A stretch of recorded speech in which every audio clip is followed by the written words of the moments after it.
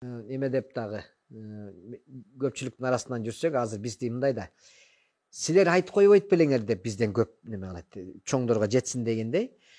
Анан бизден деле мындай эме деп сурай беришет. Чубак ажы депутат кандидатурасын койгон Атпаев. Койсо кандай болот деп айтып атат да. Анан мен өзүм оюм да бул кишинин дагычы. Азыр кандай адамдар эмеге келиш керек? Жогорку кеңешке, Жогорку парламентке. кеңешке келиш керек. Чубак ажы келсе болобу, келсе болбойбу деген көбүнө интерес бар экен да. Мен келсе жакшы го. Келсе жакшы го.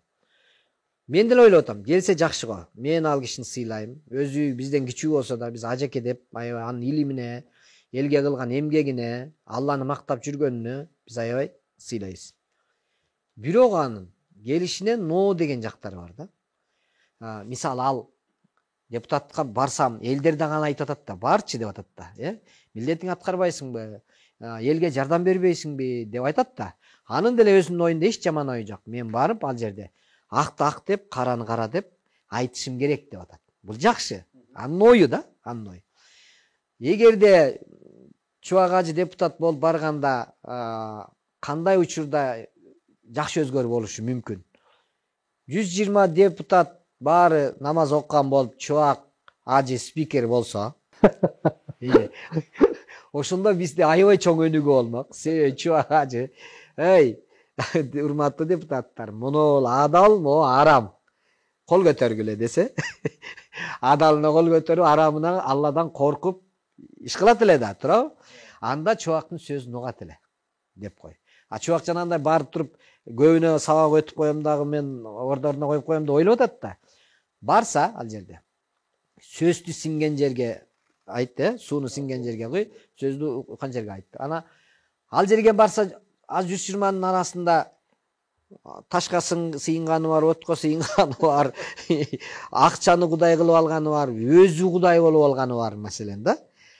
Анан ал Чубактын сөзүн укпайт да, кабыл албайт да алар. Алар күлүп, концерт көрүп аткансы, күлүп коюп, деп коюп отура берет. Даана дин жолунда эмеде кылам дегендердин көбүрөөк проценти барбайт ал жерге. Шундук жана ар кандай жол менен барып алып атышат да, туурабы? Анан ал Чубактын сөзү өтпөй калат атабы? Бул бир. Экинчиден, ал бир партия менен барат да. Партия менен баргандан кийин ал партиянын кызыкчылыгы үчүн дагы кээ бир нерселерди жалпы партиянын кызыкчылыгы үчүн деп жанагынтип кнопкалар басылып кетти. Чубак жумушка барып бирдеке болуп калып, бир жерде жума намазда жүрсө, бирөө кнопканы баспай жанагы окшопчу. Анан ал кабыл алынып кетти. Кийин эл караса эле, баягы элге жакпаган эме мыйзам чыгып калган арасында Чубак ажынын фамилиясы жүрөт. Аны көрөт дагы, жакшы көрүп аны баягы эме кылган адамдар, окуй, ишенген Чубагыбыз ушундай кылдыбы деп анан жаман көрө баштайт да. Мен ошол нерсени каалабайт элем да. Мен Чубак ажыга ушул элдердин терс көз карашын, баягы сыйлап жүргөн адамдар анын, сен деле эптеп эле бийлик жакшы көрөт турбайсыңбы деген сыяктуу сөздөр айтыла баштайт да, туурабы? Ошону менен баягы коом мечиттин ичи эмес да. Коом таза коом эмес ал жакта. Ошон үчүн ал ошо коомго кошулуп алгандан кийин не кылды? Өзүнөн өзү билинбей, баягы бирөө баткакка түшүп кетсе, ага жардам берем деп аны көтөрүп чыксаң, кошо баткак болосуң, ошондой болуп, ал каалайбы, каалабайбы, уламдан не болой баштайт? Аброю түшө баштайт. Жанагындай мыйзамдарды айла жок билип турса дагы, айла жок кылыш керек болуп калды дегенде, аны чыгып алып туруп анан ал негизи мындай да, бирок биз муну кылышыбыз керек, себеби мындай да деп туруп анан өзү кайра комментарий барып айтып чыкса, мурдагыдай сөзү таасирдүү болбой калат. Аны угуп турган киши минте берет да.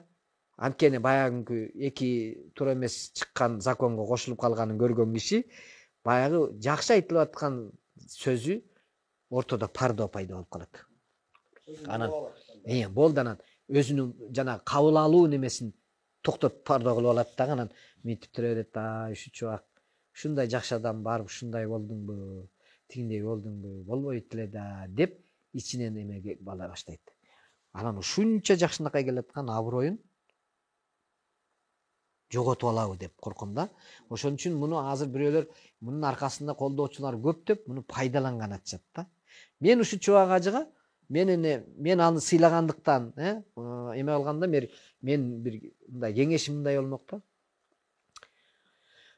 Бир майдаланып ушу депутатка кошулуп алып, бир туура эмес партия менен барып алып, анан аброй түшүрүп, анан жанагындай ичара ичиндеги баягы интригалар аркылуу жаман көрүнгөндөн көрө депутатка койбой эле ушул аброюн дагы кармап туруп, дагы күчөтүп, дагы Алланын баягы мактап, улуктап 3 жылдан биротоло эле президентке коюп койсун кандидатурасын.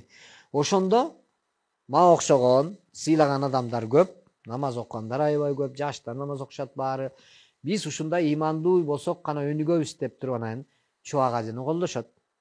Ошондо деле Чубакты президент кылып койбойт.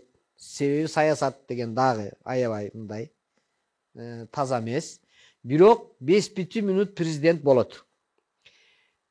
Кайра кел дагы өзүңдүн ишиңди кылып жүрө бер. Элдик президент бойдон калып каласың.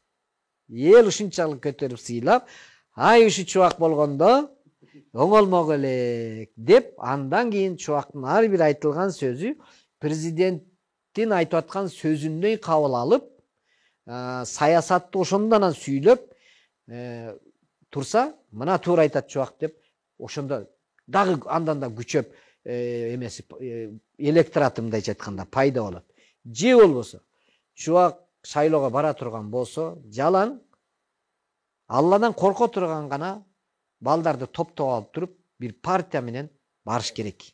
Барып кирип алып туруп, ошол жерден өзүнүн партиясы акты ак деп, караны кара деп гана баа берип, ошол жерден далилдеп, сүйлөп, илими күчтүү, ушинтип тура турган болсо, анда ого өтер мунун аброю көтөрүлөт. Эл ушул Чубактын партиясын гана колдой турган бирден бир күчтүү партия болуп чыгып келет.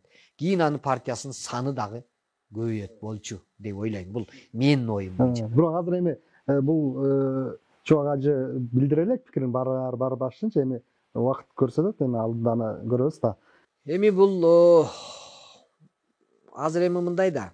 Бул билдире элек болгондо да эми кандай партия менен? Эгерде ушул дайыма таза партия менен эч кимге кошулбаган партия менен барса, анда дагы бул кишини жана мен айтып аткандай, ура, Чубактын партиясын колдойлу деп колдойт.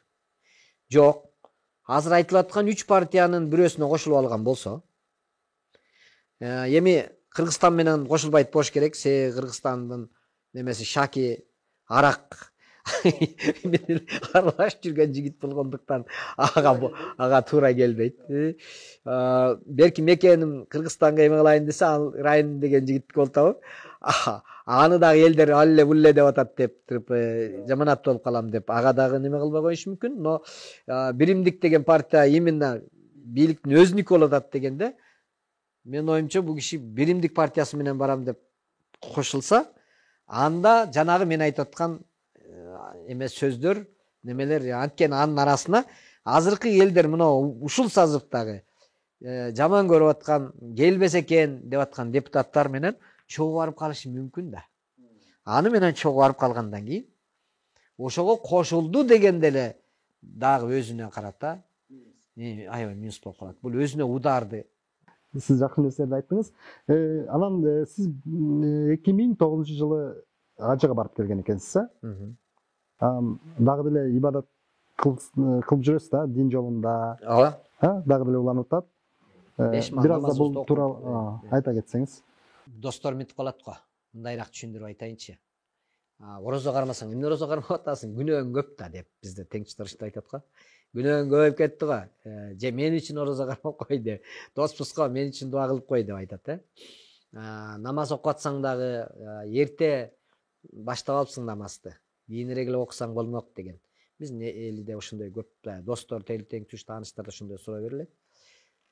Пайгамбарыбыз Мухаммед саллаллаху алейхи вассалам буту шишип кеткенче намаз окучу экен деген сөздү баарыбыз эле билебиз, укканбыз.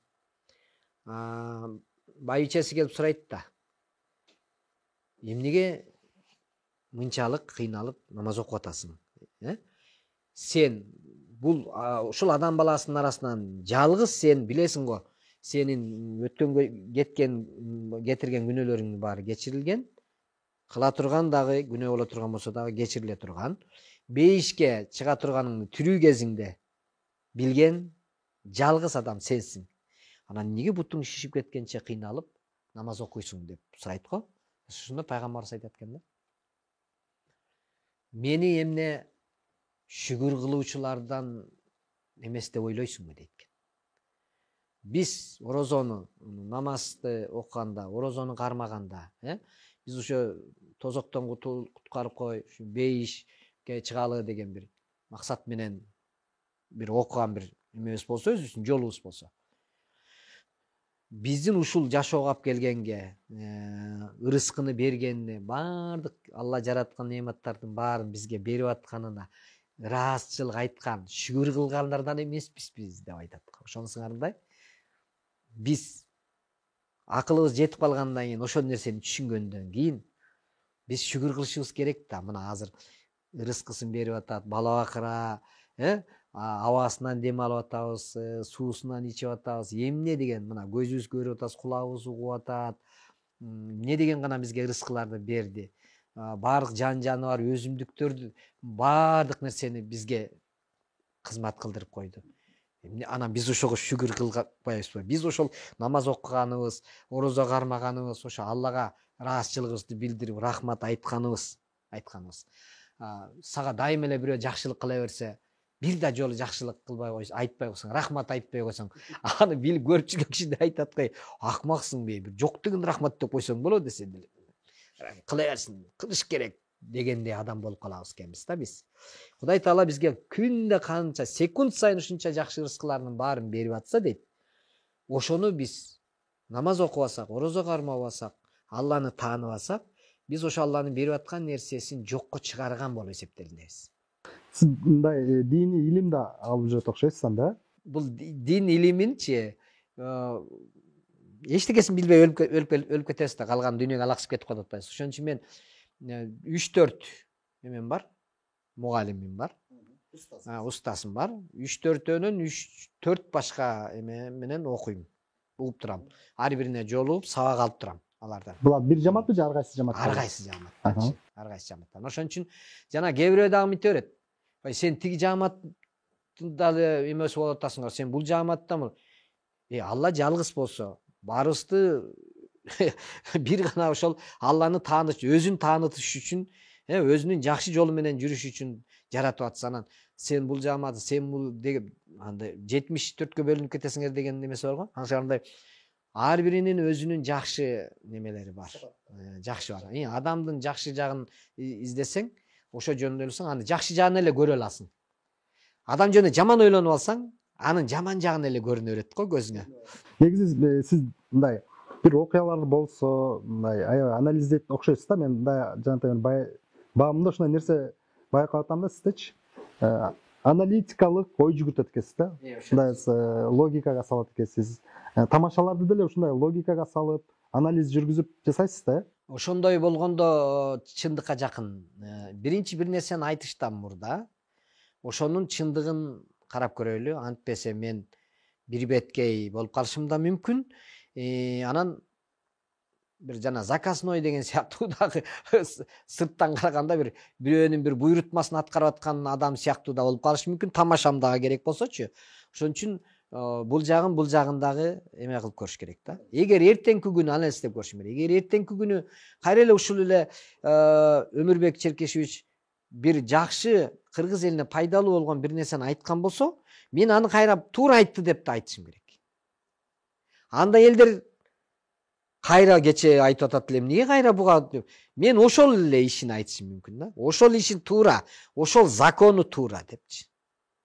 Анткени аны андан башка киши айтпаса, андан башка киши көтөрүп чыкпаса, ана мен аны башка кишини туура эмес кылып атат, мунусун туура эмес, мунусу деле туура эмес деп тура берем дебей, жакшысын жакшы деп, жаманын жаман деп айтышыбыз керек да. Ушундай кылбасак, эң туурасы негизи ошол болуш керек. Эметпесек болот. Негизи кандай китептерди окуйсуз сизчи?